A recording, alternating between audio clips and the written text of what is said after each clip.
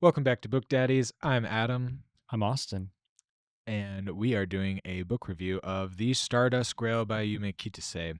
Like we announced in our last video, the interview with author Mindy Kristen, we will be doing a book giveaway of this book, which we will announce the winner of at the end of the video, so stick around to find out if you won.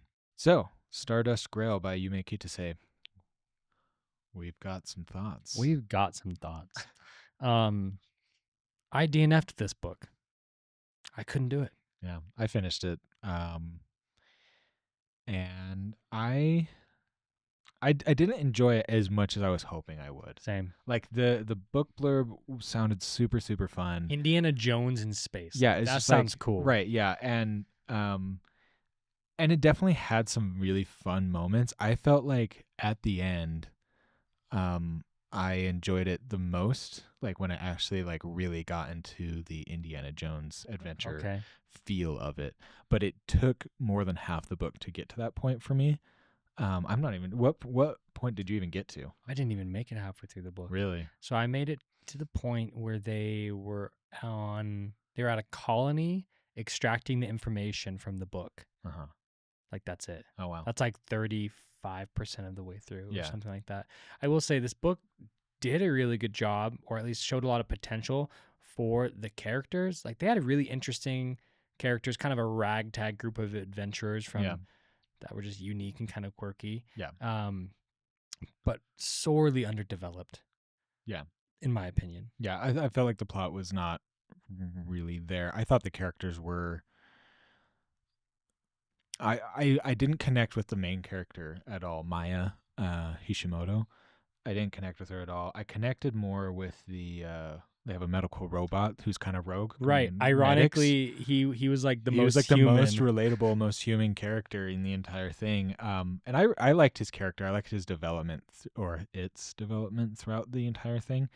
But I don't know. It was just I don't know. Also though, I mean, like I know that this was just like not this kind of book, but like she Yume Kitase killed off like one of like Maya's friends near the end, Liam, and Oh, okay. and then brought him right back. And I was like, So what was the point? yeah, what was the point? Like I was like, where's the risk of this story really? I mean, like you're like literally going up against space leviathans and he's fine. And I'm just like, Yeah. like okay. I will say, But like I mean like also I realize that that's not this kind of story. Like this is more of like a fun, lighthearted story and like but that's I don't know, that's not my vibe. I will say I just really didn't care for the stakes of the book.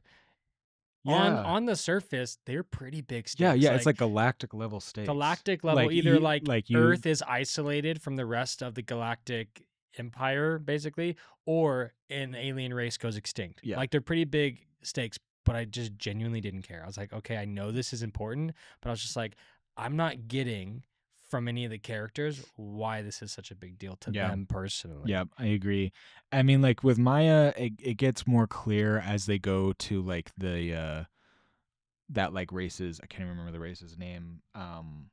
Like they don't go to the home world, but they go to like the world Okay. where they've found, Yeah. where they've like where they've Uncle's race? yeah Uncle's Okay. race. They go to the it's not the homeworld because the homeworld was destroyed supposedly, but it is like the refugee world basically Okay. of it. And like and the stakes are a little bit stronger, but like the stakes still don't really even matter because it kind of like Maya finds kind of like a way to appease everybody Right. at the end of the book, and it's just kind of like okay, like it just like the stakes that are set up and the promises that are there just don't feel real throughout the book.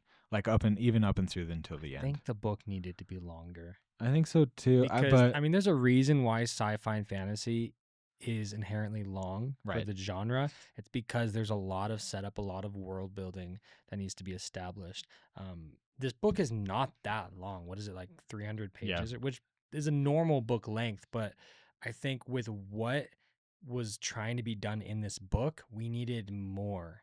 than what was being given to me. It felt like it was very fast moving. I wasn't getting enough character motivation. I wasn't getting enough backstory. I wasn't getting enough reasoning to even care about what was going on. Yeah. That's how I felt. Yeah, So. I agree, and I finished it. I did listen to the audiobook. The narrator was great. Oh, good. Yeah. Good. And that's not to say that Yume Kitase is a bad writer either. I think that there were aspects of this that were really enjoyable. The world building, for example, was really enjoyable. Her ability to imagine basically an intergalactic um, Community. community, yeah, an intergalactic community throughout the Milky Way was really, really well thought out. And the creature building that she had, like the aliens or like basically the non-human people, were also really interesting to read about. And because they were, Fenro, right? yeah, oh yes, the Frenro. Or the Frenro Frenro. and the And then there's a few, Belazor. yeah, the Belzor, I don't know. Yeah. And she has actually a little glossary right here. The Oh, yeah. Frenro, the Quietlings, Far Stars, Belzoar, Urani, and humans. Hmm. Yeah, I All of agree. The alien building was great. Yeah. It was interesting. It was unique. it was. It Yeah. wasn't something I'd seen done before. Right. Yeah. So. It reminded me a little bit of Rocky from Project Hail Mary. Oh yeah. And his uniqueness. Yeah. Yeah. Um. Yeah. I don't really know what I have much else to say about this, unfortunately. Which A lot of potential. Yeah, a lot of potential, but kind of just fell flat in a lot of areas, unfortunately.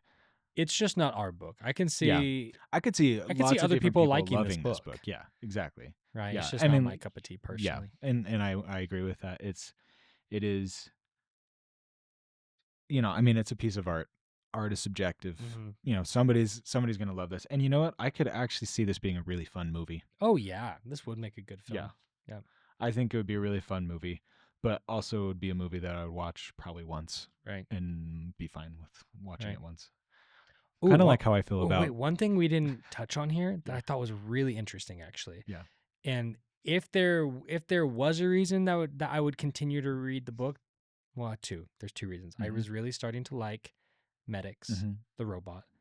This robot is basically an outlaw because it overrode its programming, and that's not allowed in robots. Mhm. That was interesting. So I Well, was like, he was like euthanizing people, basically, and yeah, I don't know if you got like to that part. yeah, He was, for their own good. yeah, for their own good, and then and then he was basically had to Yeah. be on the run for it. So I thought Medics was really interesting, but also the migraine she gets, like she's infected with this virus Yeah, that I thought that was a very yeah. I she did think that was survived. Like interesting. she's a Yeah. survivor of this virus that killed a bunch of people, Mhm. but the result is that she gets these migraines that That- basically allow her to see into the past and the future. I thought it was just the future. I thought it was just prescience. No, past as well. Prescience is the right word, right? Prescience is for the Right. future. Yeah. But she also sees into the past when, remember, they're being tortured on that one planet. Oh. So she sees into her past and her future, but it exhibits itself in the form of these migraines. Right. Yeah. Yeah. As a result of this disease or virus that she survived. Yeah. Which is just known as the virus. Yeah. So that was really interesting. And that almost would compel me to finish the book, but not quite. Yeah. Yeah. No, I don't blame you for not finishing it at all, honestly. Yeah, I feel bad. I typically don't like to DNF books, and like I try to finish every book I start, but this one just wasn't gripping me. Yeah, that's the way it goes. Because I finished it, I think I'm okay with giving this a 3. Yeah. Um I'd probably but, give like, give it a 2 only because I didn't finish yeah, it. I would say like I'm like between a 2 and a 3, but I don't feel like a 2 is that fair because there were parts of this that I enjoyed. Like I feel like if it had to be like a 2, like I would have had to have really disliked the majority of it. Right. A 3 is still more good than bad. Yeah. Yeah. Right? And So I think there 3 is is more not good than bad in here, for sure. So we're looking at, between the two of us, like a 2.5 Yeah. out of 5 stars. Mhm. So yeah, that's fine. Yeah, if this book still interests you, like, we encourage you to read it. It Yeah. could be your favorite book. It just wasn't for us. Yeah. Now for the giveaway, obviously we don't necessarily want to give a giveaway for a book that we felt lukewarm about. Mhm. So if you are the winner of the giveaway, you have the option between the Stardust Grail, which we're happy to still send to you, or if there is another book you'd like, we can help out as well. Yeah. Caveats to that are it just has to be a normal print version of the book. So, like, for example, Isles of the Emberdark just came out with like the normal print version. We're not spending $70 on you guys. As grateful as we are poor. Right. Yeah. Um, Normal print version, anywhere in the United States. yes, anywhere in the United States. Okay, you ready to announce the winner? Yes. So many of you commented on the author interview video with Mindy Yes. Kristen. And thank you also really quick for all the engagement on that video and for all the extra subs. We surpassed our 100 subscriber mark and are up to 128 Yes. subscribers as of today. So thank you so much. You know, as we continue to reach more milestones, we'll be doing more and more giveaways like this. Right. So we're getting close on Instagram. Are we getting Yeah. close on Instagram? So I don't even like look at we'll Instagram probably be hardly. doing another giveaway Yeah. sometime in the near future on W- Instagram. We're about 150 followers away on TikTok as well from another giveaway on 500. TikTok. So Yeah. we're kind of just doing this per platform. So like we're doing 100 followers or subscribers, 500, 1,000, etc. So if you want to continue to see these giveaways happen, follow us on our other platforms as well. Absolutely. All right. Well, from everyone that commented, we only have one winner. And so if you are the winner, we will comment on your comment, letting you know that you won. And then we'll have you reach out to us on our Instagram so that we can coordinate details to get the book to you. Yep. All right. Should we do drum roll? Drum roll, please.